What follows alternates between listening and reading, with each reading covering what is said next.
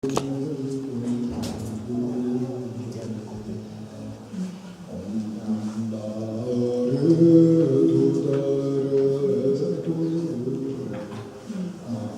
you seen it?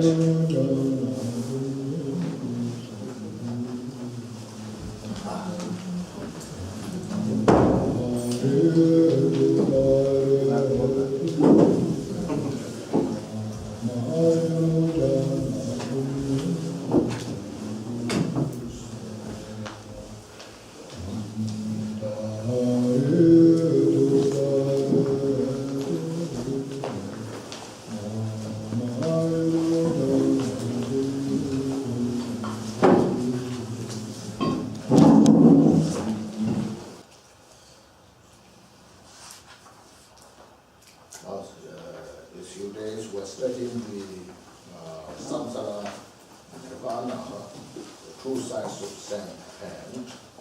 And yesterday we went through about the nature of Samsara, how we want to complete the Samsara endlessly. And then yesterday in the afternoon, today we go through how to purify the confusion of the Samsara and how to achieve Nirvana. And which to purify confusion, there are 7 different topics. So we are studying the method with which to eliminate the confusion. So yesterday, as we studied briefly about the Buddha nature, the seed of enlightenment that everyone has, which is the principal potential. Because of that, we can attain Buddhahood or we can dispel the confusion. And then, with that, first, before we go through others, we'll look at the number 4. When confusion may be reversed, see that? When the confusion may be reversed is number 4. So, we of the 6 realms with a good body support of leisure and empowerment. Read that way? Yes. Okay. Who are also possessed of faith will renounce the samsaric state. We will then have an opportunity to wear the armor of perseverance in the sublime Dharma and free ourselves from the ocean of suffering. Now here it's showing there are 6 realms in the Samsara, as you know, the hell one, 100 ghosts, animal, human being, demigod, and god realms. So within these 6 realms, sentient beings, even though we all are endowed with Buddha nature, everyone has the Buddha nature equally, but to awake the Buddha nature, to see the Buddha nature, which place is the best? That's the question. Or if everyone has the opportunity to awake the Buddha nature, to see the Buddha nature. Now he is saying, we of the 6 realms, with a good body support of leisure and endowment. So they need time. Leisure means they need time. Time to study, practice. Endowment means all the good conditions we need. So that's which one is the best? Or everyone has it. So now here. Who are also possessed of faith. Will renounce the samsaric state. So we will then have an opportunity to wear the armor of perseverance, the sublime Dharma. So now look at this. There are 8 leisures or 8 conditions which gives us have all the opportunity to study, practice Dharma. That's it. If you are born in the hell realm, can you start to practice Dharma? If you are born in a hungry post, can you start to practice Dharma as well as the animal? So obviously, not possible. Now, even born as a human being, if one who has no having heard of like Dharma teachings, no idea of Dharma teachings, that if that place is also possible to study, practice Dharma. Or even there are some Dharmas to study, practice. But if you have no any interest in the Dharma study practice, do you have opportunity to study, practice Dharma? Or when everything goes well, no problem, lot of enjoyments, will you be interested in Dharma to study, practice? Simply God knows. Not possible. See. So first look at those.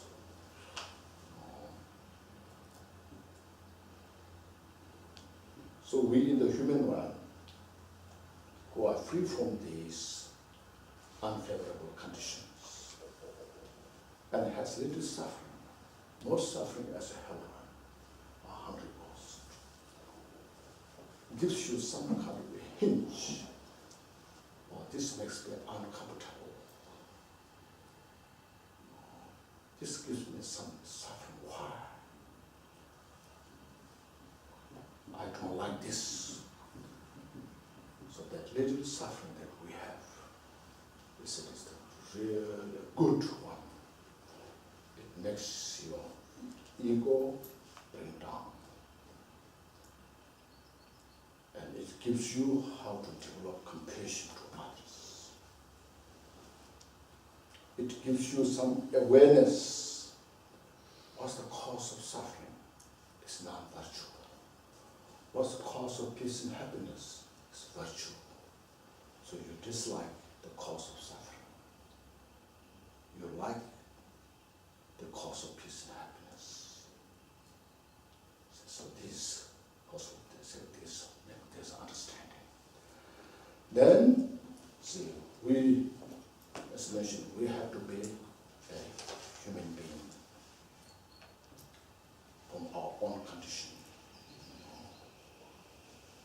And we have all this presence of the senses. You can hear, you can think clearly, so forth. And having met such a big mistake in the life, which prevents to achieve liberation, and have a devotion to the teachings by understanding. And there is,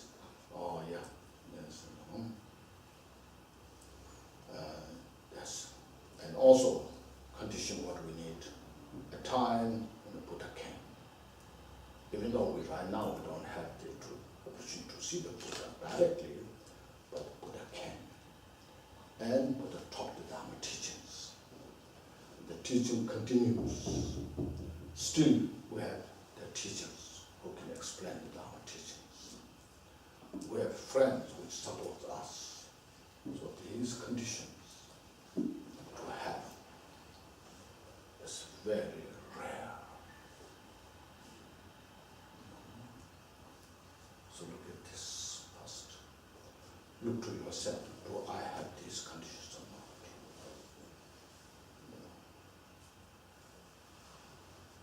First look at in this planet we have over 7 billion people. Within that, how many who are interested in Dharma teachings? Within that, how many are having time to study? And within that, how many are having time to practice? And those who are practicing, how much we have experienced the teachings. It's very rare. So look at the rarity. Let us mention here faith. Here, faith. Yes, basically two faiths. Blind faith and faith with understanding. Blind faith means not knowing. Somebody told you to do, and you don't know. You just believe.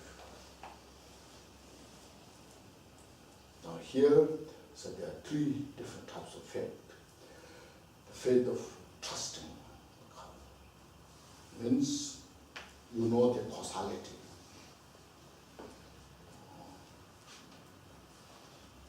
But the truth of the cause, this brings the truth of the result. And in other words, non-virtue brings the suffering, and virtue brings the happiness, peace. You accept this, you know this. It's called trusting. And then you see the enlightenment is something special that one should achieve.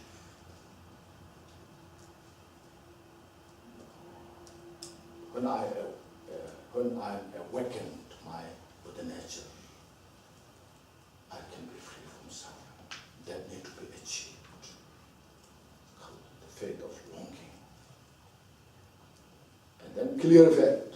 See, you see, Buddha is something that who has all the excellent qualities, wisdom, compassion. And Dharma is the path to achieve Buddhahood. That's what we study, practice. Gives us all the opportunity how to purify our mental afflictions. And somehow the great Bodhisattvas, practitioners, highly accomplished in this study practice. It's called the faith of clear. So you just look at, not just kind of, presuming something there, rather look at the teaching itself. That's the Dharma teaching, put emphasis, practice of love and compassion. And not just love and compassion practice, but how logically, how to bring into the mind, logically how to practice. So when you see this, you say, oh, something precious. As yesterday I mentioned, look at the mind, all the negative emotions that we have, how much they are the cause of suffering. And there are very few people who tell us to purify them. See? Even there are a lot of people, many young people, they suicide, they're drug addicted because of negative emotions. Not because of lack of food or clothing. Or negative emotions, they call afflicting emotions. So overwhelmed and put a lot of pressure. And Dharma teaching gives us opportunity how to purify them. Then you say, can I purify them? Oh yes. Then there's first is such great relief. See. Can I purify? Oh yes. No. And then how? This is the way. So that's how, first look at how Dharma is precious. So this is called clear faith. So these are different types of faith, you see. So that first look into yourself. How precious human life is. First, it's difficult to achieve. Need many causes and conditions. Because not everybody has it. Now once we have it, we are so fortunate. So first look at the reality of precious human life. Secondly, how much benefit is there? Just when we have this kind of condition, where every possibility, opportunity to free from all the suffering and causes of suffering, more than anything else,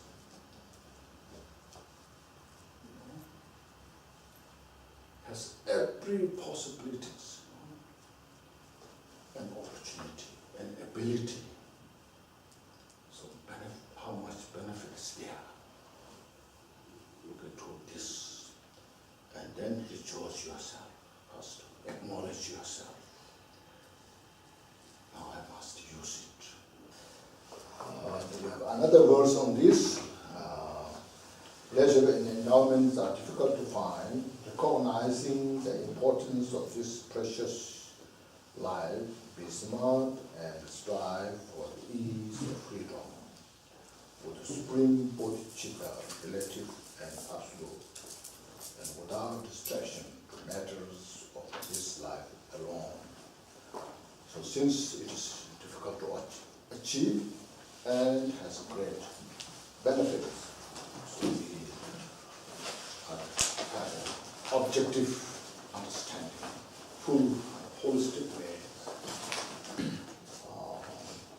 First look just like, no matter what kind of smart, a dog, cats, the other mammals, very smart, but you tell them, this smart, say, this is Samsara, you are in the Samsara, you must make effort to achieve Nirvana, and have no idea what you are talking about. Looking at something, maybe it gives you some food, We human beings have that kind of understanding. See, if we make effort. So first look at that. So because of that, we have opportunity to free from samsara. And we have opportunity to cultivate relative bodhicitta. And realize the ultimate bodhicitta. Through this, we have all the opportunity to purify every obscurations. Mental obscurations there can purify. And then reveal total, absolute nature. Can see it. What that is, no, it means to free from suffering. Because we make every effort in our life. We keep busy whole day, whole year round.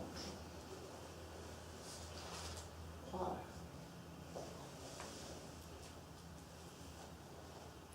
To make life something useful, free from suffering, have some kind of peace and happiness. See? But look carefully. After making the life busy, whole life, at the end of the day, ask if we are free from suffering. If we achieve substantial peace and happiness.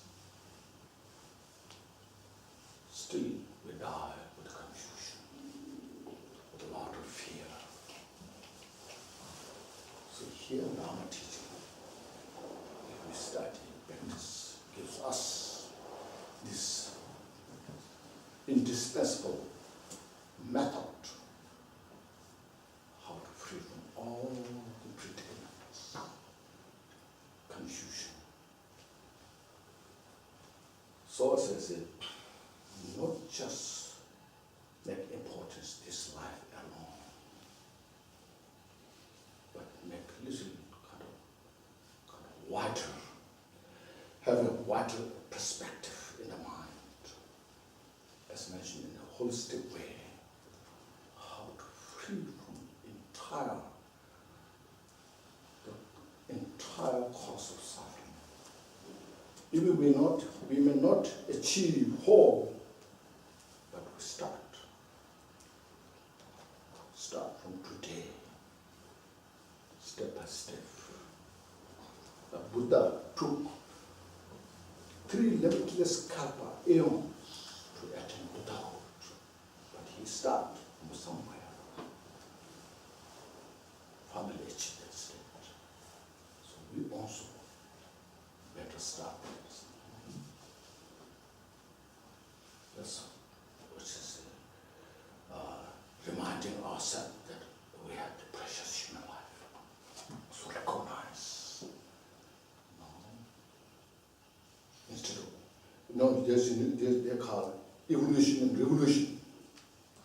No, this when you start, it's an evolution.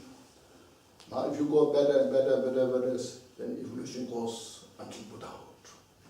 But we start somewhere and go down, becomes revolution. You know?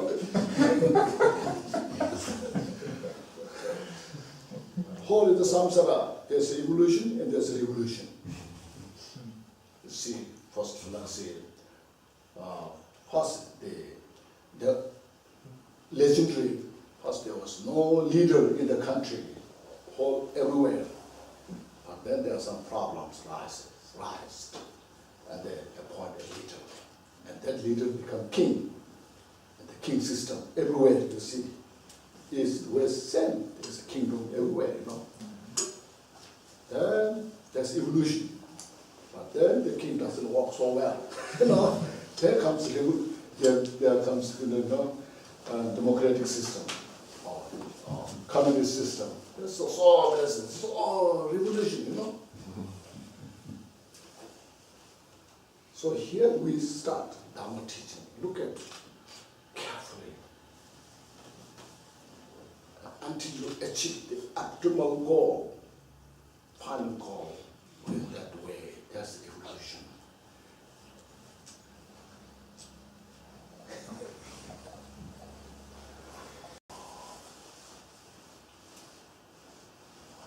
What do you think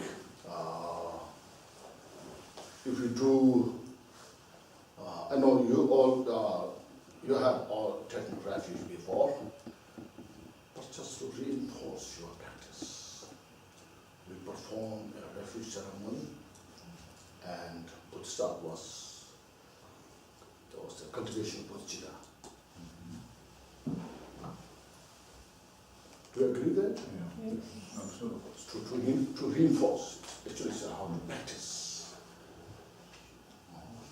So then we'll continue to rest. When we refresh refuge and the Bodhisattva's power, we are refreshing in front of the Buddha Dharma Sangha, not with me. I'm just performing the ceremony. Okay. But you are actually focusing on the Buddha Dharma Sangha, not with me. I'm like you, a confused person. Now this you visualize our historical Buddha, with a statue here, but not just like a statue or painting, you know, a live Buddha, which is the embodiment of wisdom, compassion, and inseparable of appearance and emptiness. That Buddha in front of you, above in the space, and surrounded by all the Buddhas of the past, present, future. Any Buddha you have, like Buddha Amitabha, Medicine Buddha, any those Buddhas. And the Dharma teachings that Buddha taught, all the precious Dharma teachings in the book form.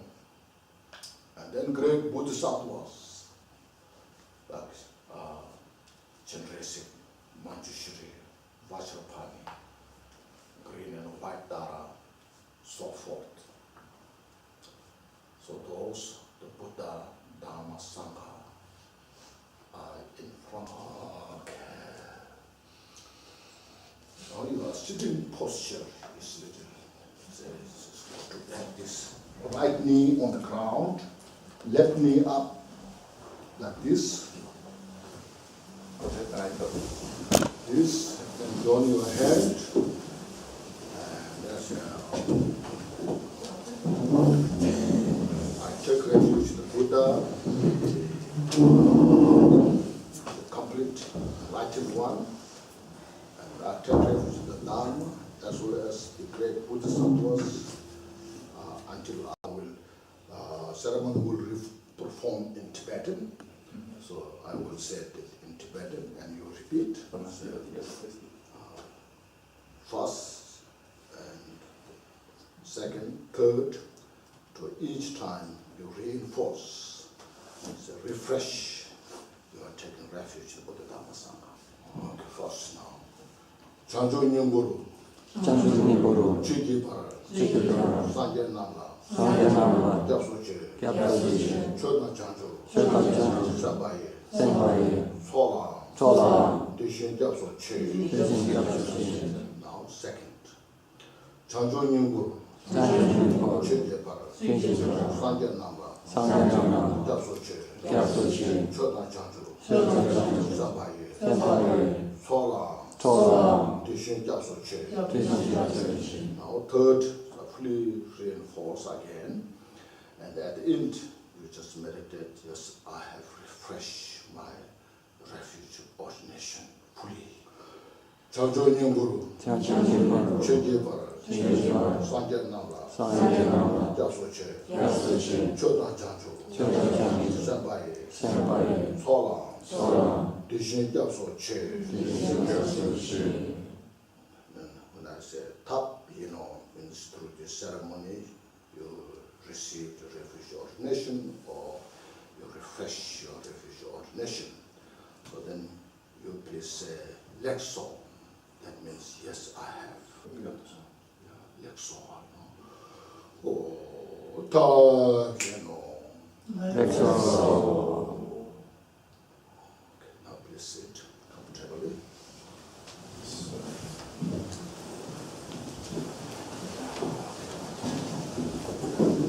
Again, so please keep your visualization and come to you. This Buddha, Dhamma, Sangha, and Nirvana. And also great masters like Nagarjuna, Asanga, those teachers, or in Tibet, say like Milarepa, Kambupa, or Chichesugun, Pema Sama, so forth, who has all the nature of the bodhicitta, such as, of course, the Buddha and the Sangha, they are nature of the bodhicitta. So this time, your mind focus on this. As I explained, I have this precious human life, and I made this precious Dharma teaching. Now to use this in the best way, now today I will cultivate the bodhicitta, both aspiration and action, as did the Buddhas of the past. So all the Buddhas of the past, first they have cultivated bodhicitta, which is called aspiration bodhicitta. Then they practice that bodhicitta through three training of the moral ethics, shila, training of the meditative equipoise, the samadhi, and training of the most special insight, the prajna. And through that, they purified all obscurations and attained Buddhahood and benefited countless sentient beings. Now today, I too, for the benefit of all sentient beings, in front of you all, I will cultivate the aspiration bodhicitta. Then aspiration means you aspire to attain Buddhahood for the benefit of all sentient beings. Now that much is not enough because we have not attained Buddhahood. To accomplish that goal, we have to engage in the training of the 6 paramitas. See, the paramita means the perfection of the practice. There are 6 of them.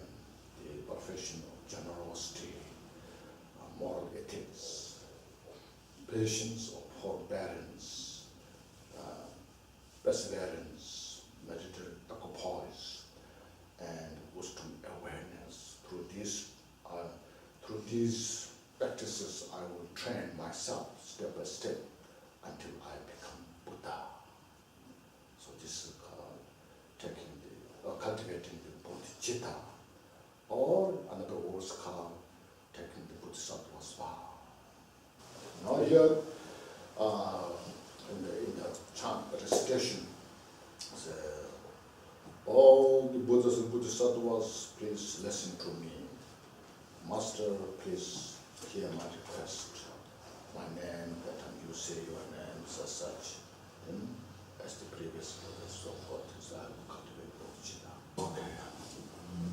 Chojuna, Shube, Sangyatang, Changju Semba, Tamje, Tala, Konsusu, Lobyan Tala, Konsusu, Gaming, please say your name.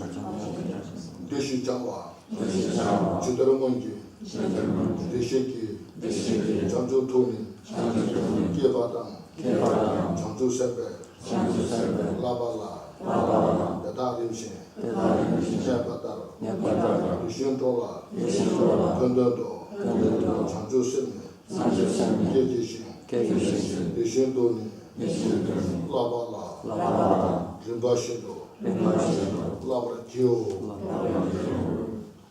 Second, please read in force as the previous Buddhas.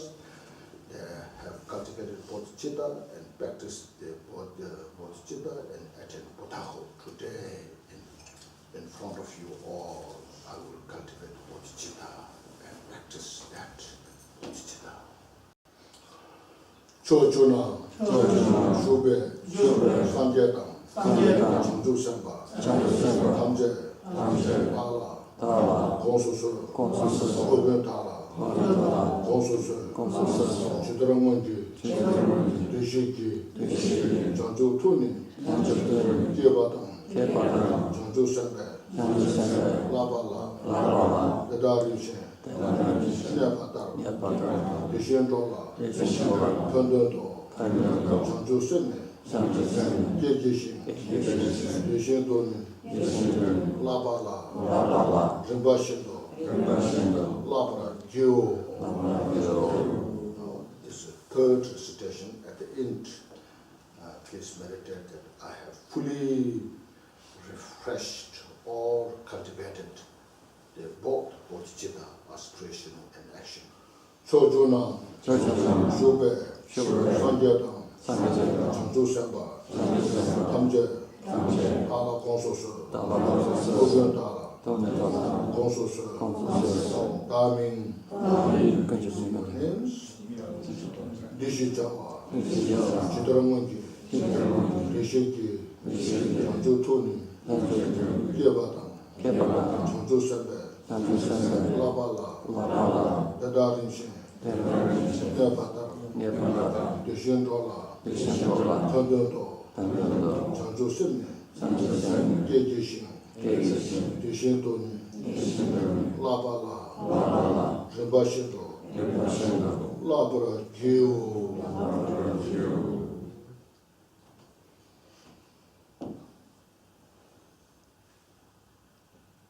Now please first sit down.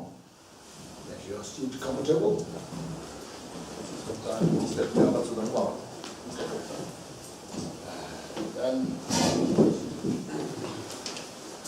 I will say happily once through this ceremony you have cultivated bodhicitta and received bodhisattva's vow, and then you say Lexor means yes I have.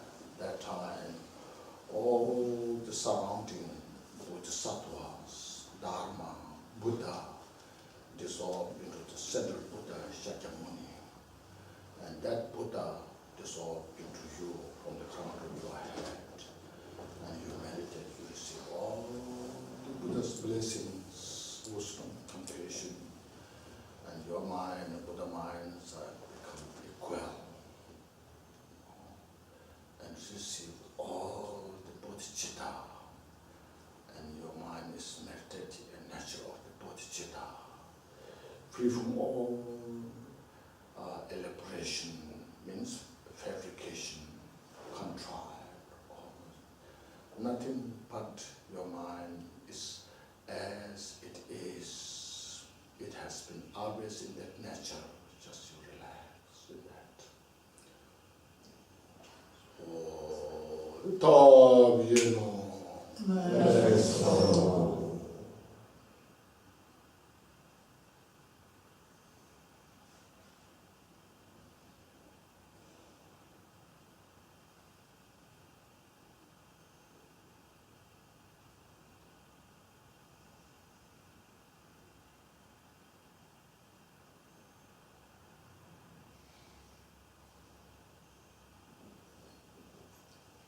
thank you. Now we please open this your text. Start from the 6th paramita yesterday. Now here we have paramita. Paramita is a word in Sanskrit. If you divide it, there's two words. Paramita. Param means beyond, other side, or supreme, the highest. Ita means it gets, and you're astonished. Ita means thank you.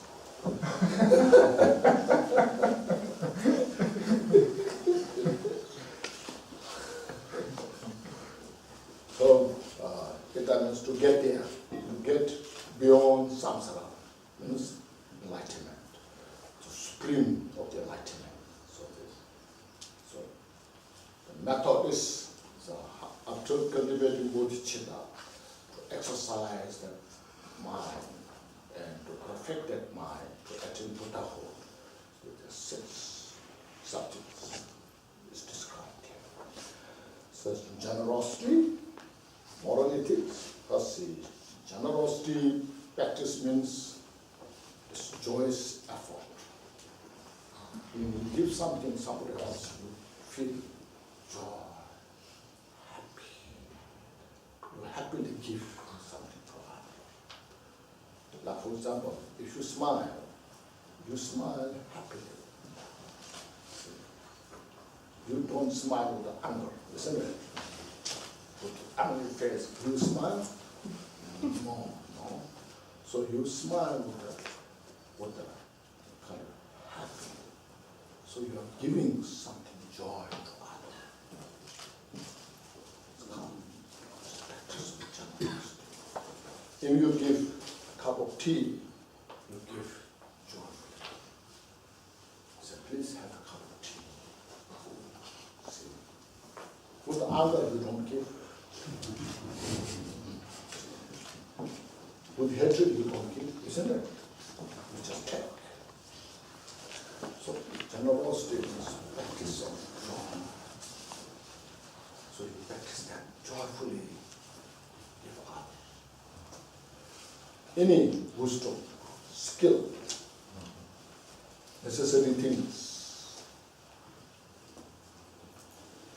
So not just some individuals, partial, as we cultivate bodhicitta, how to do all other sentient beings. If you walk on the road, a stranger,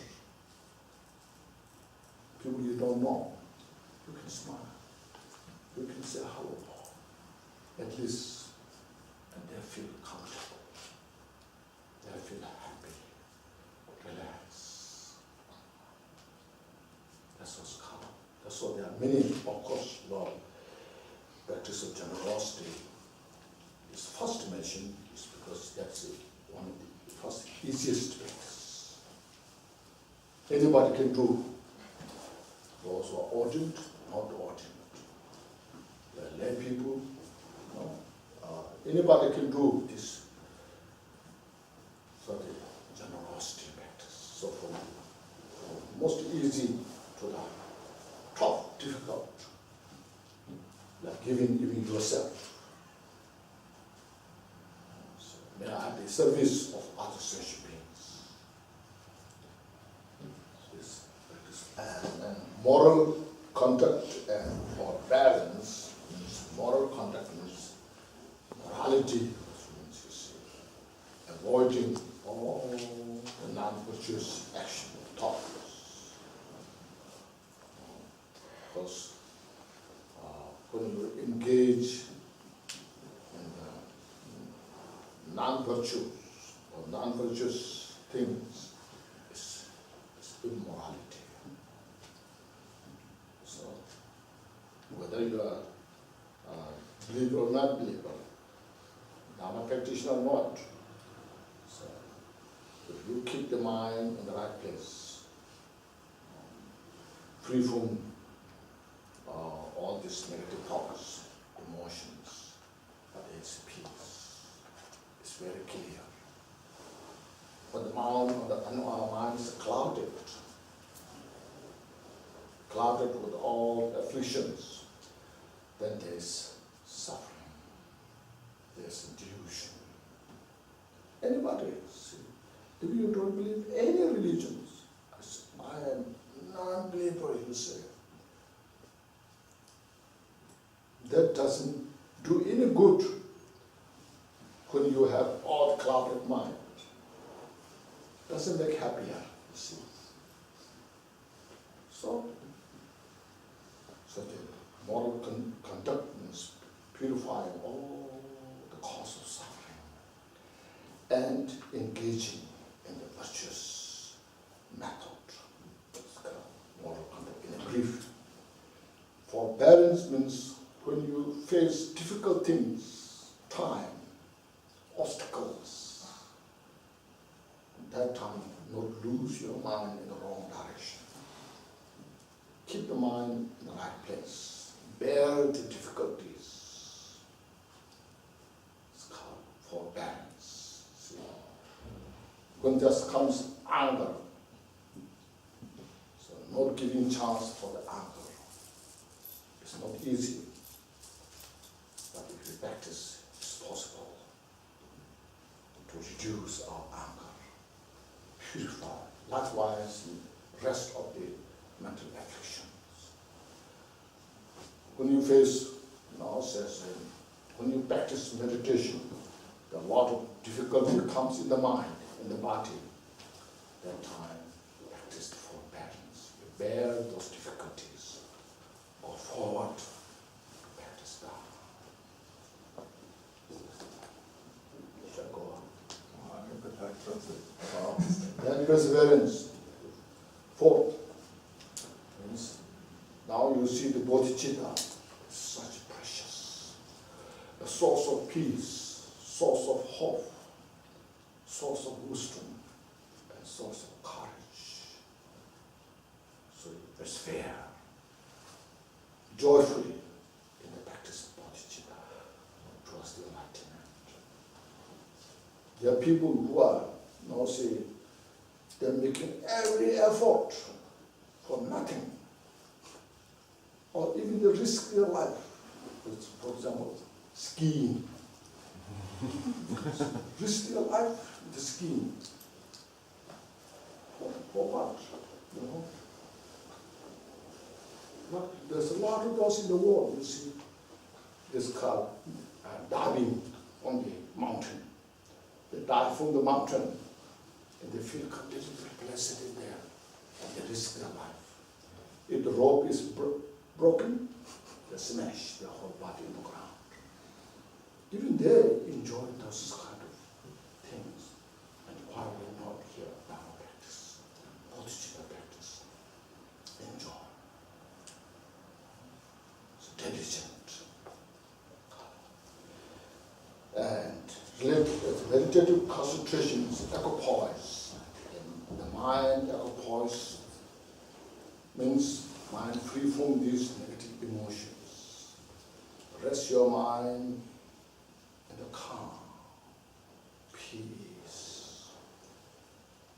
So make your mind as your best friend. Don't make your mind as your enemy.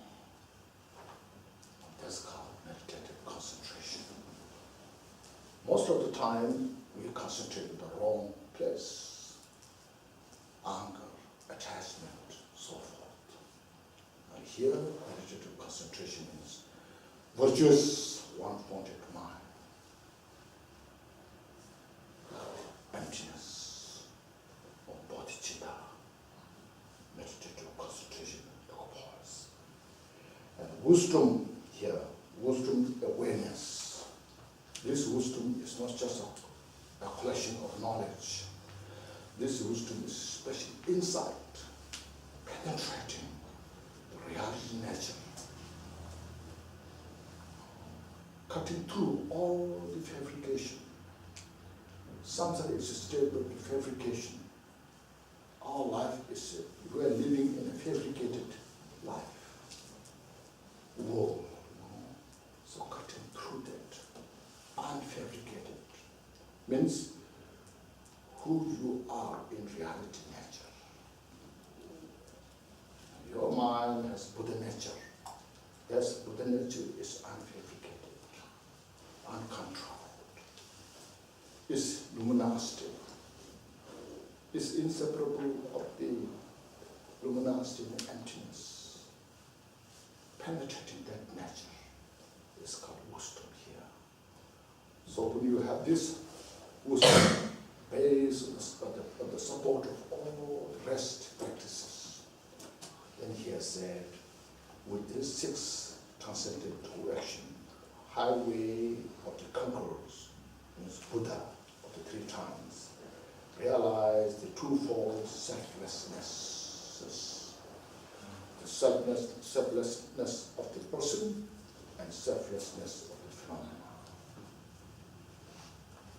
We say selflessness.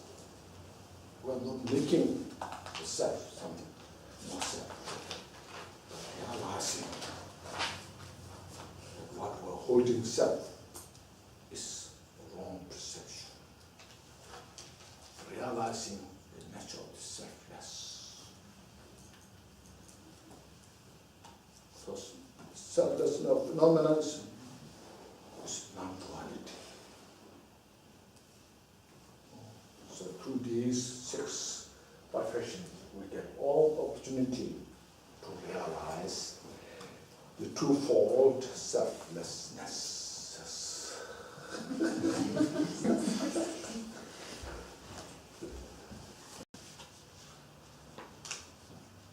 And now and then, sometimes you may hear 10 parameters. So here they also the 10 parameters are listed here. So I'll read this. So generosity is the all desires, wish-granting jewel. So generosity practice is like a wish-granting jewel. Moral conduct is stairway to temporary higher status and liberation.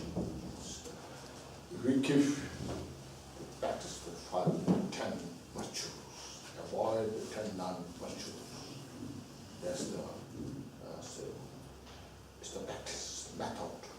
How to be born again to have the precious human life. And then also, if we practice these 10 virtues, the renunciation of samsara, that becomes a path to achieve just partial nirvana, arahats. If we practice the 10 virtues with the bodhicitta, that becomes the method to attain Buddhahood. So there's moral contact. There's a higher status and the liberation. Forbearance is the beautiful and resilient, mighty Mount Meru. Balance, then one cannot be disturbed easily by mental afflictions. Perseverance is like hands scooping up the jewel of enlightened qualities. Meditative concentration is a fine mansion where one may rest from the affliction. When the mind is calm, peaceful, there's great joy, like living in such a beautiful place mansion. At that moment, the mental afflictions are not so obvious. wisdom, a bright lamp dispelling the gloom of the two obscurations. So the wisdom, the special insight, is just like a light which dispels all the darkness of the obscurations. Obscurations to the liberation and obscuration to the enlightenment, Buddhahood. So these are the 6 parameters. And the 4, the rest 4 here. Supreme method is a wise man filling up his treasury with the true accumulation. Now here, supreme method means a Bodhisattva has a great skill, the skill of the practice of your compassion and wisdom. When one has the great compassion, wisdom, and everything becomes a part of the enlightenment. Whatever that is, like when the huge fire consumes the whole forest, the dry, wet tree, everything becomes part of the fire, like that. So it's a true accumulation of merit and wisdom, which are the primary cause for the enlightenment. Aspiration, a wish-granting tree that completes the true benefits. When one has fully developed, accomplished the aspiration or the practice, then the true benefit oneself, free from suffering, and benefit others, also cause to free from suffering. So bodhicitta practice is benefit. Well, sometimes you may think, practice bodhicitta, I cannot do this, I cannot give to others. In reality, it's for both benefit, for yourself and for others. For yourself, at the end, you achieve Dhammakaya. See, by practicing bodhicitta. And for others, you achieve the Sambhokaya, Nirmanakaya, to benefit others. See? So it's for what purpose? See? So the 9, ninth is a supreme strength. Now your mind, the bodhicitta, build up such a strong, powerful. No any mental afflictions now can defeat that mind. So this is a warrior, victorious over the 4 maras, demons, the mara of the mental affliction, and the mara of the 5 skandha, the mara of the Devaputra, the mara of the death. Means you realize the nature of the deathlessness. So the 4 maras. And the 10th, primordial wisdom. And ambrosial medicine means this ambrosial medicine, everything becomes medicine. Even poison, you can transform into medicine. So like that, ambrosial medicine that realizes the nature of mental afflictions. The mental afflictions, nothing but nature of wisdom, nature of emptiness. So this is writing the thoroughbred horse of the 37 factors in accord with the enlightenment. The capital city, Dhammakaya, is enriched. How wonderful this approach.